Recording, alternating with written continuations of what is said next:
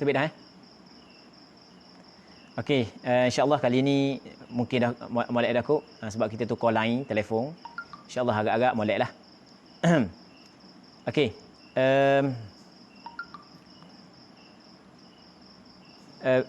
Kita sambung semula. Alhamdulillahirabbil alamin, segala puji bagi Allah Tuhan sekalian alam, wa sallallahu ala sayidina Muhammad wa ala alihi wa sahbihi ajma'in. Okey, waktu selesai. Wa ba'du. Adapun selepas daripada itu. Ini di antara sunnah Nabi sallallahu alaihi wasallam. Jadi Rasulullah sallallahu alaihi wasallam sentiasa mengguna perkataan amma ba'd. Hadza ini adalah mukhtasarun. Suatu ringkasan. Ini adalah suatu ringkasan. Mukhtasar adalah isim maf'ul daripada ikhtasara. Yakhtasiru mukhtasar. Dia mukhtasar. Mukhtasar sebagaimana yang disebut oleh ulama adalah ma qalla lafzuhu. Apa hak yang sedikit oleh lafaznya? Lafaz sedikit. Nak banding dengan kitab-kitab yang lain hak yang lebih besar jauh. Pada sikit aja dah banyak. Dah banyak pun kalau beli kat 30 riyal kot sutih. Jadi dia mukhtasar ni adalah ma qalla lafzuhu. Apa hak yang sedikit oleh lafaznya. Cuma ulama berbeza pandangan. Adakah mukhtasar khusus kepada sepakat mengatakan mukhtasar adalah sedikit lafaznya? Adakah mukhtasar dia khusus kepada hak yang banyak makna ataupun tidak banyak makna? Ada sebahagian daripada ulama mengatakan sedikit lafaz banyak makna. Ada sebahagian ulama kata sedikit lafaz sama ada banyak makna ataupun tidak, orang panggil mukhtasar. Yang penting sedikit lafaz. Faham? Jadi sedikit lafaz, hak tu tempat hak yang berlaku kesepakatan dipanggil mahallut ittifaq. Tempat hak yang berlaku perselisihan, adakah khusus untuk banyak makna ataupun umum? Sama ada banyak makna ataupun tidak. Hak yang lebih kuat adalah mukhtasar ni hak yang sedikit lafaz. Sama ada makna dia, maksud dia banyak daripada lafaz yang sedikit itu ataupun tidak, dinamakan sebagai mukhtasar. Okey, yang pertama. Di kitab ada kitab yang mabsut dan ada kitab mukhtasar. Apa yang disebut oleh para alim ulama? Tujuan ulama meringkaskan kitab adalah agar dapat dihafaz. Itu tujuan. Manakala kitab yang membincang secara panjang adalah untuk mudah kita faham. Sebab itulah apa yang disebut oleh para ulama, al-kalamu yubsatu liyufham wa yukhtasaru liyuhfaz. Kalam, percakapan hak yang panjang saat ni tu adalah untuk agar mudah difaham, manakala hak yang diringkaskan adalah untuk dihafaz. Jadi ulama buat mukhtasar sebenarnya adalah mudah untuk membantu supaya penuntut ilmu mudah menghafaznya. Itu asal. Tapi penuntut ilmu pada hari ini sah kata hak yang mukhtasar. Hak yang boleh kita kata khulasah daripada mukhtasar pun tak apa. Baik. Sebenarnya ilmu ni mesti kena hafaz. Penting kena hafaz. Apa yang disebut oleh ulama? Man hafizah hujjatun ala man lam yahfaz. Barang siapa hak yang hafal, dia dapat hujjah, dapat menangi di atas orang hak yang tidak ngapa. Dalam kitab Matan Ar-Rahbiyah menyebut fahfaz fa kullu hafizin imamu. Mungkin mengapa setiap orang yang ngapa dia akan jadi imam, akan jadi ikutan. Baik. Ini adalah mukhtasar.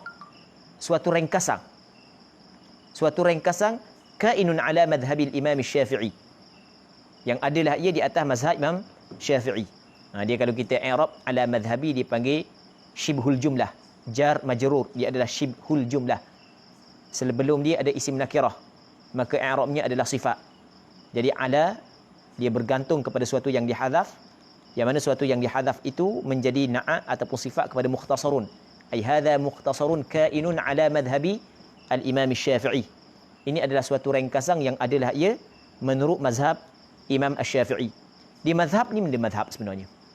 Mazhab ni, muslimin muslimat yang dirahmati oleh Allah Subhanahu wa taala, mazhab adalah isim makan, nama bagi tempat. Zahaba mazhab, tempat lalu. Tempat lalu tu dipanggil mazhab. Tetapi mazhab di sini maksudnya adalah hukum hakam syarak, hukum hakam syarak yang terjadi, yang terhasil daripada ijtihad Imam Syafi'i. Dia merujuk kepada hukum hakam syarak yang terhasil daripada ijtihad Imam Syafi'i. Sebab itulah hukum hakam yang qat'i, hak yang tidak ada ijtihad siapa-siapa, dia bukan mazhab bagi siapa-siapa. Mazhab ni adalah hukum hakam hak yang terhasil daripada ijtihad ulama mujtahid mutlak. Maka itu yang dimaksud dengan mazhab. Mazhab al-imam. Imam apa makna imam? Imam ni adalah man yuqtada bih, mereka hak yang diikutkan dengannya. Orang hak yang menjadi ikutan tu dipanggil imam. Sebab itulah apa hak yang disebut oleh para alim ulama, orang hak yang layak diikutkan dia, menjadi ikutan pada satu ilmu, maka dia adalah imam pada ilmu itu. Jadi dalam ilmu fiqh, Imam Syafi'i adalah orang hak yang layak dijadikan ikutan, maka dia adalah imam. Baik. Imam Asy-Syafi'i yang dinisbahkan kepada Syafi', dia Asy-Syafi'i adalah nisbah kepada tok nyang Imam Syafi'i. Orang Terengganu kata tok nyang. Tok nyang Imam Syafi'i. Imam Syafi'i nama dia dah Muhammad bin Idris, lepas tu bin Abbas bin Uthman bin Syafi'. Jadi Imam Syafi'i rahimahullah subhanahu wa ta'ala mempunyai datuk yang nama dia Syafi'. Maka dinisbahkan kepada Imam Syafi'i kepada datuk dia, Asy-Syafi'i, yang dinisbahkan kepada Syafi'. Nama dia Muhammad bin Idris. Yang mana Imam Syafi'i lahir pada tahun 150 Hijrah. Dan tahun itu juga adalah tahun kewafatan Imam Abu Hanifah.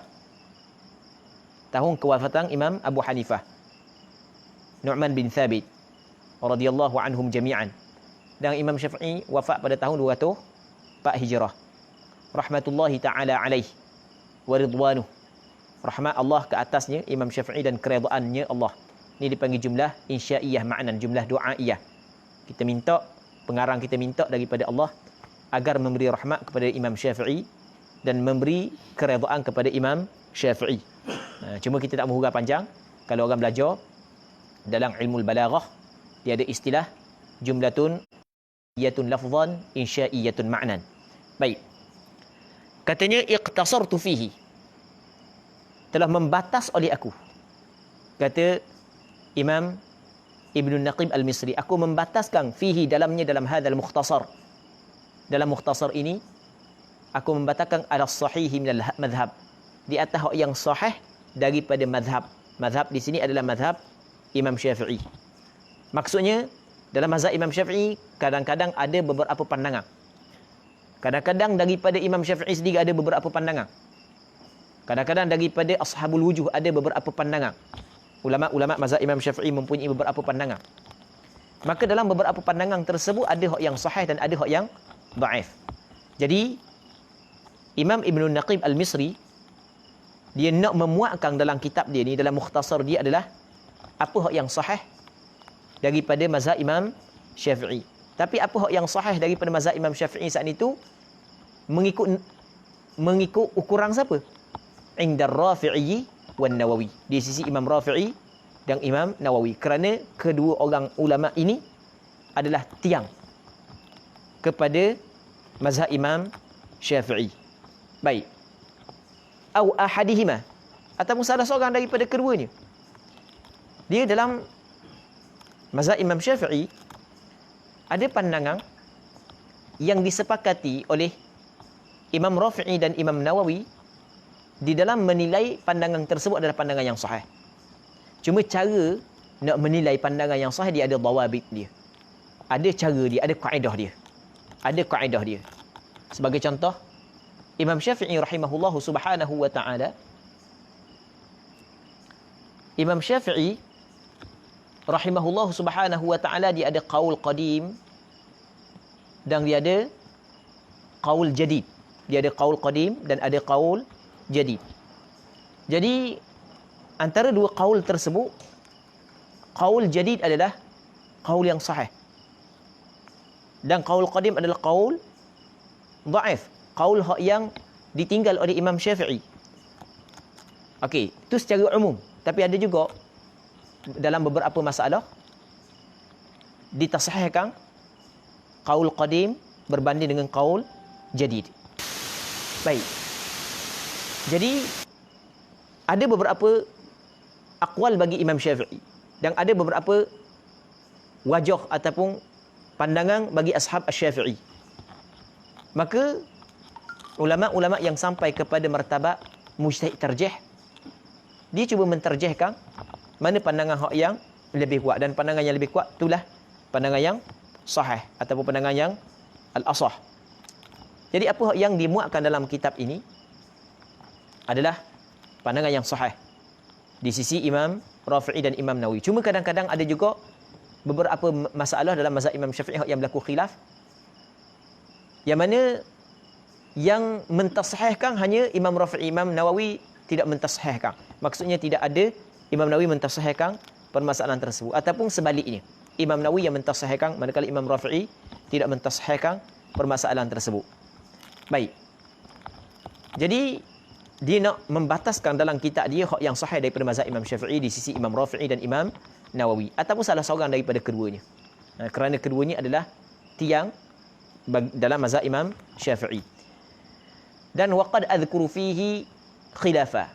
Kadang-kadang dia qad masuk di atas fa'il mudhari', biasanya litaqlil. Qad masuk di atas fa'il mudhari' sebab adhkuru adalah fa'il mudhari'. Maka qad tu litaqlil, makna dia sedikit. Kadang-kadang aku menyebut, kata Imam Ibn Naqib Al-Misri, aku menyebut dalamnya, dalam mukhtasar ini, akan khilaf, akan perbezaan pandangan. Wadhalika, demikian itu, menyebut khilaf saat itu, idza tulifa tashihuhuma, apabila berlaku perselisihan, pentasihan bagi Imam Rafi'i dan Imam Nawawi. Biasa gitulah. Kadang-kadang gitulah. Kadang-kadang kalau ada berlaku perselisihan di antara pentasihan yang dilakukan oleh Imam Nawawi dan Imam Rafi'i, maka aku sebut. Tapi Imam Ibn Naqib Al-Misri mendahulukan tashih bagi Imam Nawawi. Muqaddiman li tashihin Nawawi. Muqaddiman hal bagi fa'il adhkuru. Aku ni mendahulukan bagi pentasihan Imam Nawawi. Apa hak yang ditasahih oleh Imam Nawawi, hak itulah hak yang didahulukan oleh aku. Kerana Imam Nawawi kemudian. Jadi kalau Imam Nawawi mentasahihkan sebalik apa hak yang ditasahihkan oleh Imam Rafi'i, jadi seolah-olah Imam Nawawi membetulkan apa yang ditasahih oleh Imam Nawawi. Kerana Imam Nawawi datang kemudian. Dia melakukan istidrak, pembetulan terhadap apa hak yang ditasahihkan oleh Imam Rafi'i. Maka fayakunu muqabiluhu, maka adalah lawang apa hak yang ditasahihkan oleh Imam Nawawi adalah tashih ar-Rafi'i, pentasihan yang dilakukan oleh Imam Rafi'i. Okey, itu sebagai muqaddimah yang ataupun muqaddimah bagi kitab kita. Muslim dirahmati oleh Allah Subhanahu wa taala. Kata dia lagi wasammaituhu, dan meletak nama. Dia sama fa'il madhi. Dia sama, kena ingat sama dimutaaddi kepada dua maf'ul. Kita ada fa'il kita ada fa'il lazim dan ada fa'il mutaaddi. Fa'il lazim adalah fa'il yang tidak ada maf'ulun bih baginya. Tak gitu. Manakala fa'il mutaaddi adalah fa'il yang ada maf'ulun bih baginya. Kadang-kadang fa'il mutaaddi dimutaaddi kepada satu maf'ul, hak tu hak banyak. Kadang-kadang dimutaaddi kepada dua maf'ul. Kadang-kadang dimutaaddi kepada tiga maf'ul. Hak yang tiga maf'ul tidak banyak. Hak yang mutaaddi kepada dua maf'ul, kadang-kadang maf'ul yang pertama adalah kadang-kadang yang mutaaddi kepada hak yang mutaaddi kepada dua maf'ul, kadang-kadang mutaaddi kepada maf'ul yang kedua dengan sendiri, kadang-kadang mutaaddi kepada dua maf'ul dengan haraf jar. Hak yang saman dalam penggunaan bahasa Arab, kadang-kadang mutaaddi kepada maf'ul yang kedua dengan haraf jar, kadang-kadang mutaaddi kepada maf'ul yang kedua dengan sendiri. Dalam penggunaan bahasa Arab boleh kita kata wasammaituhu umdatas salik, dan boleh kita kata wasammaituhu bi umdatis salik. Kalau umdatas salik maf'ulun bih yang kedua tapi tidak ada haraf jar, boleh kita kata bi umdatis salik, dipanggil mutaaddi dengan haraf jar. Okey, boleh faham? Itu daripada sudut penggunaan bahasa. Wa sammaitu, dan aku meletak nama. Aku menamakan, sammaitu, telah menama oleh aku, nya kembali kepada hadzal mukhtasar. Maf'ul bih yang pertama. Umdatas salik. Kalau kita belajar nahwu kita faham sebab apa baca umdatah. Sebab i'rab jadi maf'ul bih yang kedua. Jadi maf'ul bih nasab. Mansub. Alamat nasab dia adalah fathah zahirah fi akhirih. Umdatas salik wa uddatan nasik. Wallaha as'alu an yanfa'a bih wa huwa hasbi wa ni'mal wakil. Wallaha, Allah i'rab dia jadi maf'ul bih. Mana fa'il dia as'alu. As'alu adalah amal bagi Allah. Dia maf'ul bih bagi as'al. Biasanya maf'ulun bih dia datang selepas daripada fa'il. Sebab fa'il adalah amal. Dia kena datang amal dulu baru datang ma'mul. Tetapi di sini dia mendahulukan maf'ulun bih di atas amal. Asalnya mana? Wa as'alullah. Gitu kan? As'alullah ta'ala.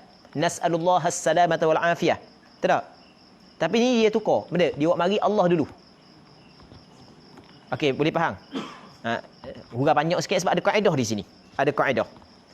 Tengok sekali lagi ya. Allah maf'ulun bih. Tengok As'al adalah fa'il dia. Maf'ulun bih adalah ma'mul. Betul gitu? As'al adalah amil. Adalah amil. Siapakah yang menasabkan Allah? As'al. Cuma daripada sudut beradab, orang ulama nahwu kata benda mansubun ala sabili ta'zim, tu daripada sudut beradab. Tapi daripada sudut i'rabnya katakan mansubun ala annahu maf'ulun bih li as'al. Dia dinasab kerana dia jadi maf'ulun bih bagi as'al. Okey, berarti molek. As'al fa'il. Maf'ul dia adalah Allah. Biasanya maf'ulun bih kena datang selepas daripada fa'il. Tiba-tiba didatangkan maf'ulun bih sebelum daripada fa'il. Maka ni dipanggil benda ditakdimkan ma'mul di atas amil. Dalam bahasa Arab, dalam balaghah, dia ada kaedah taqdimul ma'muli 'ala al-'amili yufidul hasra. Mendahulukan ma'mul di atas amil. Dia memberi faedah akan hasar, akan batas, sakak. Jadi ketika pengarang kita kata wallaha as'al, di sini ada hasar. Di sini ada hasrun. Apa makna hasrun? Hasrun adalah ithbatu al-hukmi lil madhkur wa nafyuhu amma adahu. Mengisbatkan hukum kepada apa yang disebut dan menafi. Ada isbat dan ada penafian. Mengisbatkan, menyabitkan hukum kepada apa yang disebut dan menafikan hukum daripada selain yang disebut. Ketika dikata wallaha as'al, maksudnya mengisbatkan minta kepada Allah dan menafikan minta daripada selain daripada Allah. Boleh faham? Maka makna dia benda wallaha as'al, kepada Allah Ta'ala jua aku meminta, tidak kepada yang lain. Sebab bila kita tak makna tidak kepada yang lain, di sini ada uslubul hasri nama dia. Di nama ada benda uslubu al-hasri. Kepada Allah Ta'ala jua aku minta, tidak kepada yang lain. Disama juga dengan iyyaka na'budu wa iyyaka nasta'in. Kepadamu ya Allah kami beribadah, dan kepadamu jua ya Allah kami minta pertolongan, tidak kepada yang lain. Padahal tak ada nafi situ. Kenapa kita tak makna tidak kepada yang lain? Kerana di sini ada uslubul hasri, yang mana al-hasr kita dapat faham daripada taqdimul ma'mul 'ala al-'amil. Okey, ataupun dalam kaedah lain menyebut taqdimu ma haqqu at-ta'khir yufidul hasra.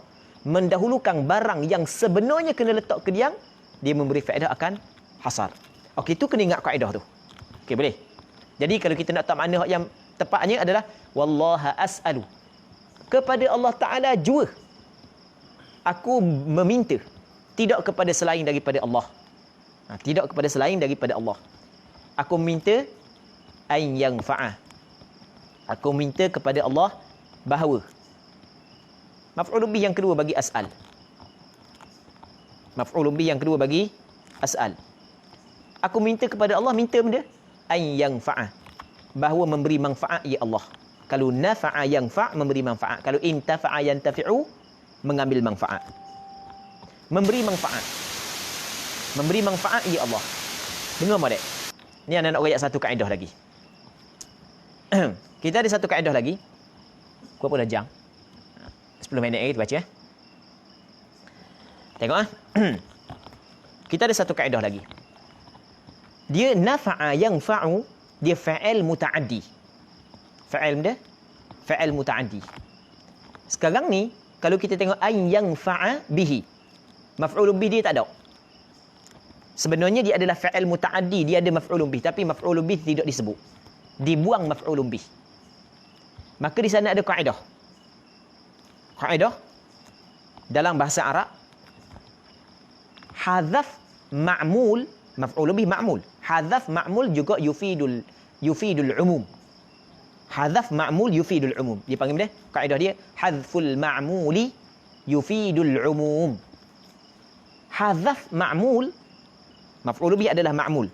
Amil dia yang fa'a. Dia memberi faedah akan umum. Okey, ketika dia kata kepada Allah Ta'ala saja aku meminta bahawa Allah Ta'ala memberi manfaat. Kita akan tanya, memberi manfaat kepada siapa? Betul tak? Sebab yang fa'a memberi manfaat kepada orang. Memberi manfaat kepada siapa?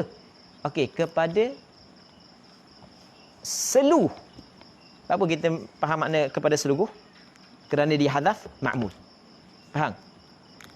Cuma tidak boleh kata-kata seluruh manusia.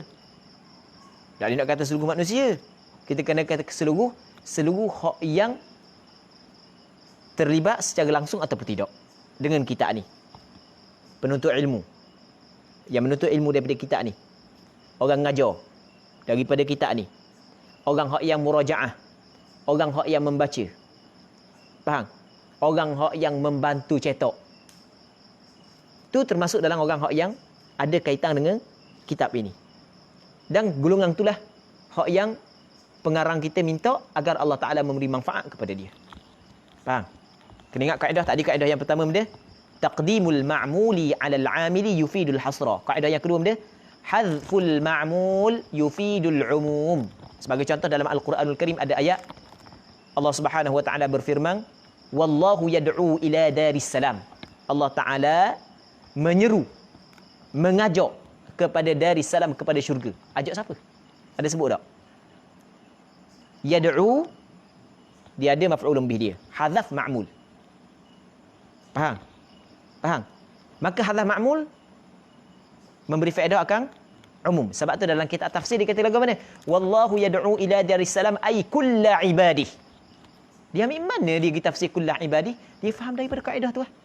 Hadzful ma'mul yufidul umum. Baik. Memberi manfaat ya Allah dengannya dengan kitab ini, dengan mukhtasar. Wa huwa hasbi, dan ia Allah Subhanahu wa Ta'ala hasbi, mencukupi aku. Kafi, mencukupi aku. Wa ni'mal wakil, dan sebaik-baik wakil adalah ia Allah. Wa ni'mal wakil, Allah, sebaik-baik wakil adalah Allah Subhanahu wa Ta'ala. Baik. Okey, itu muqaddimah. Kita baca sikit kitab kitab Umdatus Salik, kata dia Kitabut Taharah.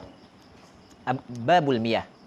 Kitab Taharah, bab pada menjelaskan, membincangkan tentang air. Kalau kita buka dalam kitab fiqh, kalau kita akan dapati bab yang pertama sekali yang dibincang dalam kitab fiqh adalah bab at-taharah. Sebab dia. Sebab muslimin muslimat yang dirahmati oleh Allah Subhanahu wa Ta'ala, kerana taharah adalah kunci kepada salah. Nabi sallallahu alaihi wasallam menyebut dalam satu hadis, miftahus salati tuhur. Kunci kepada sembahyang adalah bersuci. Maka oleh kerana bersuci adalah kunci kepada sembahyang, maka sepatutnya kita mulakan dengan kunci. Sebab itulah dalam kitab fiqh, bab yang pertama yang dibincangkan adalah bab at-taharah. Okey, itu yang pertama. Dalam bab at-taharah dibincang berkenaan dengan hukum air. Kerana dia dibincang berkenaan dengan hukum air, kerana air adalah antara alat yang digunakan untuk bertaharah. Dan bukan semua jenis air boleh digunakan untuk bertaharah, dan ada jenis air yang boleh digunakan untuk bertaharah. Maka sebab itulah penting kita mempelajari secara terperinci tentang pembahagian air agar kita mengetahui manakah air yang boleh dijadikan alat untuk bertaharah dan air manakah yang tidak boleh dijadikan alat untuk bertaharah. Katanya al-miyahu aqsam, tahurun wa tahirun wa najasun. Ya, najasun boleh, najisun boleh, najusun boleh. Dia boleh belaka. Al-miyah, air itu aqsam, ada beberapa bahagian. Ada 3 bahagian. Apa yang disebut dalam kitab ini? Yang pertamanya tahur, menyucikan. Maksud dia menyucikan, suci pada dirinya dan dapat menyucikan perkara yang lain. Air ni boleh. Kalau sebut kata dapat menyucikan, maksudnya adalah dapat digunakan air tersebut untuk mengangkat hadas, sama ada hadas kecil ataupun hadas besar, dan untuk menghilangkan najis. Sebab mengangkat hadas dan menghilangkan najis, hak tu hak yang berkait dengan ibadah. Hak basuh kereta apa semua sekali tu, hak tu dia tidak berkait dengan ibadah sembahyang. Kereta kita, tayar kereta kita kena jijak di anjing. Adakah wajib kita kena basuh? Tak. Kan kita nak guna kereta masuk dalam sembahyang kita. Faham kan? Maksudnya bukanlah wajib lah. Sebab dia tidak melibatkan sah ataupun tidak sembahyang. Berbeza dengan pakaian kita, berbeza dengan tubuh badan kita, berbeza dengan tempat sembahyang. Kalau kita nak sembahyang atas kereta, hak yang tempat kena jijak benda najis tu, barulah kita kena basuh tempat tersebut. Okey, boleh faham kan? Jadi yang pertamanya tahur. Tahur ni makna dia suci lagi menyucikan. Air itu boleh kita guna untuk bersuci. Jadi maksud dengan bersuci adalah mengangkat hadas. Sama ada mandi ataupun berwudu. Mandi wajib. Begitu juga air ini boleh digunakan untuk menghilangkan najis. Sama ada najis mukhaffafah ataupun najis mutawassithah ataupun najis mughalladhah. Yang keduanya watahir. Air yang suci. Suci pada dirinya tapi tidak dapat menyucikan yang lain. Dirinya suci. Maksudnya dia suci kalau kita nak minum boleh. Kalau kena pada tubuh badan kita, kena pada pakaian kita, kita guna sembahyang tanpa basuh terlebih dahulu, pakaian tersebut sah sembahyang kita. Sebab dia suci. Cuma tidak dapat menyucikan untuk berwudu, untuk mandi wajib, untuk basuh najis yang tidak dimaafkan, tidak dibolehkan. Yang ketiganya wanajasun. Dia najas ataupun najis, air yang najis. Yang dimaksud dengan najis di sini adalah mutanajis. Air yang terkena najis. Dia di asalnya ada perbezaan di antara najis dengan mutanajis. Kalau najis, zat dia najis, ain dia najis. Manakala mutanajis, asal dia bukan najis tapi terkena najis. Cuma kadang-kadang ulama fiqh menggunakan najis kepada mutanajis. Najis di sini ataupun najas di sini adalah mutanajis, air yang terkena najis. Pada asalnya adalah air mutlak tapi terkena najis. Katanya fattahuru, air yang suci lagi menyucikan, huwa tahiru fi nafsihi al-mutahhiru li ghairihi. Yang suci pada dirinya. Diri air itu suci, zat air itu suci. Okey, bagaimana kita nak huraikan maksud zat air itu suci? Zat air suci itu maksudnya kalau sekiranya air tersebut kena pada tubuh badan kita, kalau kita sembahyang tanpa basuh terlebih dahulu, sah sembahyang kita. Air itu boleh kita guna untuk minum. Zat dia suci, bukan najis. Boleh. Lepas tu al-mutahhiru li ghairihi, yang dapat menyucikan bagi perkara yang lain. Apa maksud dapat menyucikan bagi perkara yang lain? Apakah yang dimaksud perkara yang lain? Dapat digunakan untuk mengambil wudu. Dapat digunakan untuk untuk menghilangkan najis. Dapat digunakan untuk mandi wajib. Betul? Katanya wat-tahiru, dan air yang suci, huwa tahir. Huwa tahiru, benda berarti kata benda. Huwa tahiru, huwa tahiru fi nafsihi, tapi la yutahhiru ghairahu. Itu baru betul. Huwa tahiru fi nafsihi, tapi wala yutahhiru ghairahu. Yang suci pada dirinya. Dirinya suci, tapi tidak dapat menyucikan akan perkara yang lain. Dirinya suci, maksudnya dirinya suci, bukan najis. Boleh kita minum. Lepas tu boleh kita, kalau kena pada pakaian kita, ada pada tempat sembahyang kita, ada pada tubuh kita, kita sembahyang dalam keadaan tersebut tanpa membasuh terlebih dahulu, sah. Sebab suci. Cuma tidak dapat menyucikan perkara yang lain. Maksudnya tidak boleh digunakan untuk mandi wajib, untuk berwuduk dan untuk menghilangkan najis. Yang ketiga adalah wan najasu ghairuhuma. Air yang mutanajis adalah selain daripada keduanya. Selain daripada tahur, selain daripada tahir adalah najis. Mudah je. Hak lain tu mutanajis belaka lah. Selain daripada tahir, selain daripada tahur adalah mutanajis.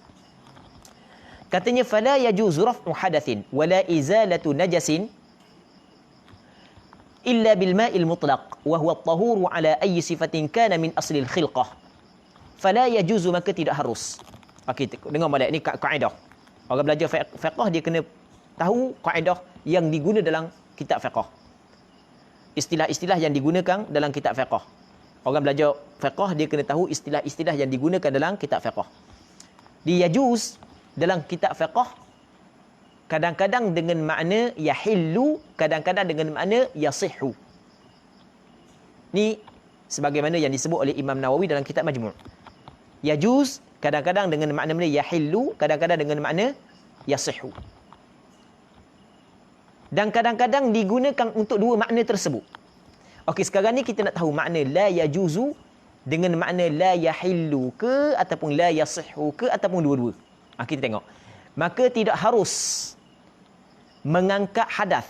Sama ada hadas kecil ataupun hadas besar. Hadas kecil adalah ma aujabal wudu. Hadas besar adalah ma aujaba al-ghusla. Itu disebut dalam kitab Matan Safinatun Najah. Setiap perkara yang mewajibkan wudu itu adalah hadas kecil. Manakala setiap perkara yang mewajibkan mandi itu adalah hadas besar.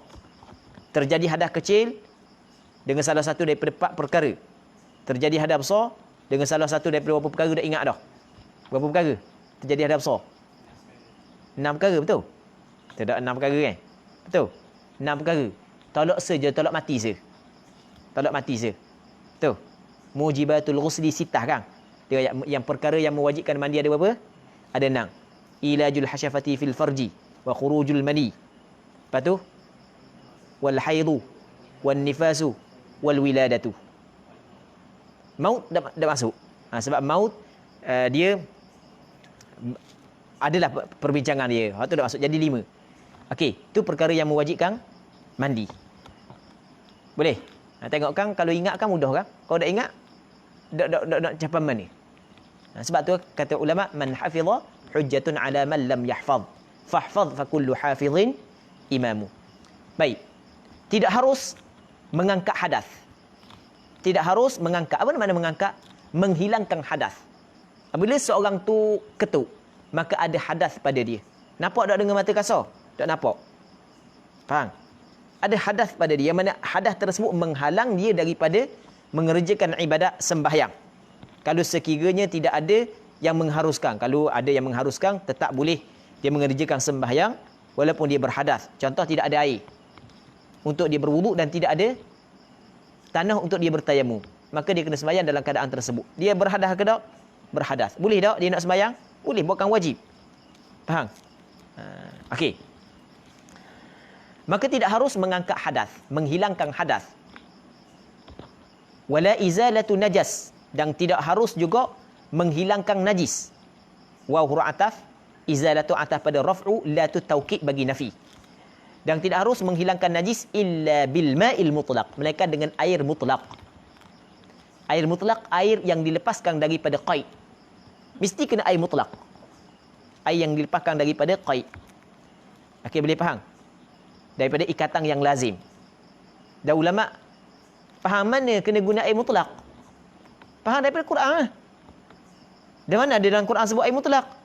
Mu baca molek lah. Lepas tu mu faham molek kalau mu faham bahasa Arab kau. Dalam Quran Tuhan kata ke mana? Fa illam tajidu ma'an fatayammamu. Sekiranya tidak mendapati oleh kamu akan air, maka hendaklah mu bertayamum. Kalau dapat air kena berwudu. Okey, ma'an. Isim nakirah. Mutlaq, tanpa ada qaid. Allah Taala kata ni fa illam tajidu ma'an, secara mutlak. Ada tak qaid air dia? Tak ada. Air secara mutlak. Faham? Tu lah ulama faham tau.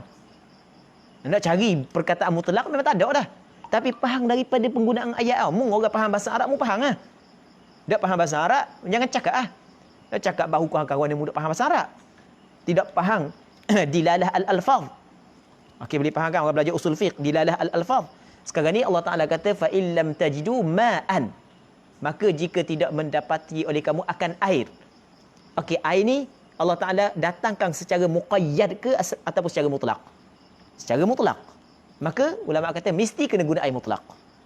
Begitu juga ketika ada orang Arab Badui kecing dalam masjid Nabi sallallahu alaihi wasallam.